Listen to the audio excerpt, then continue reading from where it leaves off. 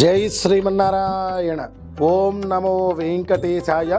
ప్రియ భగవద్బంధువులారా, అఖిల భువన జన్మస్థానము కలియుగ ప్రత్యక్ష వైకుంఠమైనటువంటి స్వర్ణగిరి శ్రీ వెంకటేశ్వర స్వామివారి యొక్క దివ్య దేవస్థానంలో వైకుంఠ ఏకాదశి ఏర్పాట్లు అంగరంగ వైభవంగా కడు రమణీయంగా ప్రారంభమైనాయి.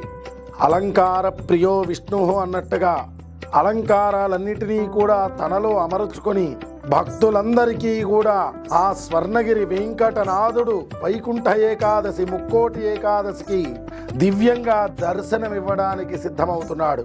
ఆలయంలో తిరుమాడ వీధులు చుట్టూ కూడా చెంపక జాజి పున్నాగాది పూలతోటి అలంకారాలు ప్రారంభమైనాయి.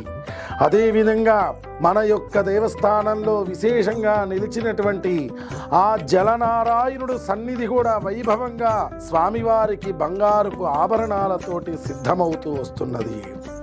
ఇక మాడవీధులు ఆలయము లోపల సాక్షాత్ ఇలవైకుంఠంగా రూపుదిద్దుకుంటున్నాయి. అలంకారాలన్నీ కూడా స్వర్ణగిరి దేవస్థానం వైకుంఠ ఏకాదశికి ముస్తాబవుతున్నట్టుగా మనందరికీ కూడా వైభవంగా కనపడుతూ ఉన్నది.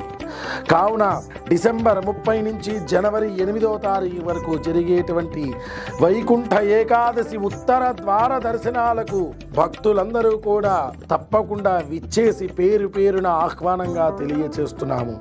అందరూ కూడా విచ్చేసి స్వామివారికి ప్రాతకాలంలో సుప్రభాత సేవలు, విశేష సేవలు, ఉత్తరం వైపున విశేష అలంకారాలతోటి ఆ యొక్క రంగనాథుణ్ణి దర్శనం చేసుకొని స్వర్ణగిరి వెంకటేశ్వర స్వామి యొక్క పరిపూర్ణ అనుగ్రహానికి పాత్రులు కాగలరని కోరుతున్నాను.